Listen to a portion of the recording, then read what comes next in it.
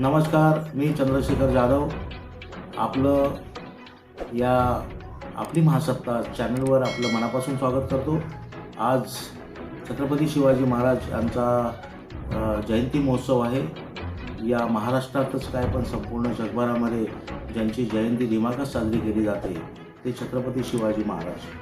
आपण राजेशाही नकारून आपण या लोकशाहीचा स्वीकार केला आणि त्यातच भारतीय संविधानाच्या आधारावरती राज्यकारभार चालू केलेला आहे.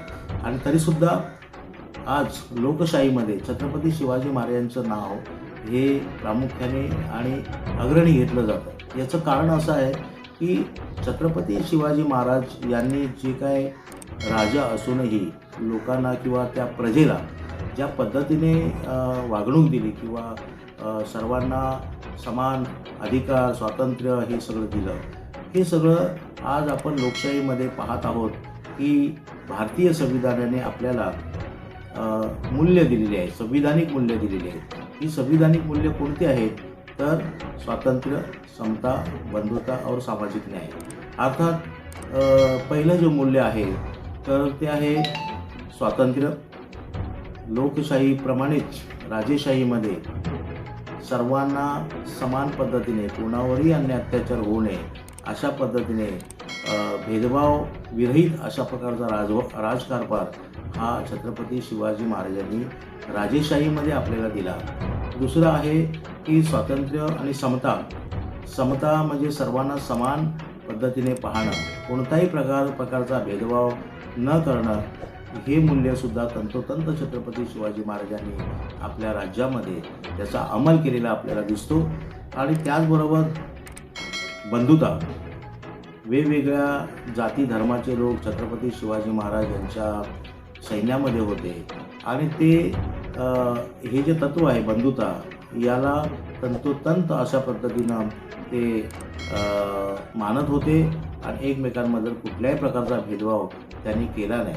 आणि सामाजिक न्याय, पुन्हा तुम्हाला माहीत आहे की छत्रपती शिवाजी महाराज यांना कुणावरही अन्याय झाला, कुठल्या स्त्रीवर अन्याय झाला तरीसुद्धा ते त्याच पद्धतीने समर्थपणे त्यांचा विरोध करायचे नव्हे, त्याला शिक्षा द्यायचे. म्हणजेच त्या 4 मूल्यांचा आधार घेऊन छत्रपती शिवाजी महाराज यांनी आपला राज्यकारभार चालवला. आणि याच्या पलीकडे जाऊन आपण असं म्हणू शकतो की छत्रपती शिवाजी महाराज यांनी, आपण असं म्हणतो की अफजल खानाचा वध केला किंवा शाहिस्ते खानाची बोटं छाटली, हा इतिहास आम्ही लहानपणी ऐकला आहे, वाचला आहे, गुरुजींनी सांगितलं आहे. तरीसुद्धा त्याच्या पलीकडे जाऊन छत्रपती शिवाजी महाराज यांचं हे योगदान अतिशय महत्त्वाचं आहे. म्हणूनच आपण या लोकशाहीमध्ये छत्रपती शिवाजी महाराजांचा आदर्श ठेवूनच आपण आहोत. त्याच्यामुळे पहा की त्यांचं जे शेतीविषयी प्रेम होतं, म्हणजे त्यांनी आपल्या सैन्यामध्ये असं एक सूचना म्हणजे फरमान काढलं होतं की भाजीच्या एका देठालाही हात लावू देणार नाही किंवा शेतीचं नुकसान करू देणार नाही, अशा प्रकारचं फरमान काढणारा जगभरातील सर्वश्रेष्ठ एकमेव राजा म्हणजे छत्रपती शिवाजी महाराज. त्यांनी पाणी प्रश्नावरती फार त्यांचा अभ्यास होता. पाण्याचं नियोजन कसं करायचं याबाबतही त्यांच्याकडे तो अभ्यास होता, तो फार महत्त्वाचा होता. आणि त्याच्या पलीकडे जाऊन त्यांनी जी काही कामं आपल्या राज्यामध्ये राबवली, कुणावरही अन्याय अत्याचार होऊ नये, विशेष करून महिलांवरती कुठल्याही प्रकारचा अन्याय अत्याचार होत असेल तर ते छत्रपती शिवाजी महाराजांनी कधीही सहन केलं नाही. अशा पद्धतीची व्यवस्था त्या राज्यामध्ये असल्यामुळे आज आपण प्रामुख्याने आणि प्रथम छत्रपती शिवाजी महाराजांचं नाव घेत असतो. आज प्रश्न असा आहे की छत्रपती शिवाजी महाराज यांचं नाव घेत असताना आपल्याला या ठिकाणी 2-2 जन्मतारखा आपल्याला पाहावयास मिळतात आणि हा त्यात वाद आहे.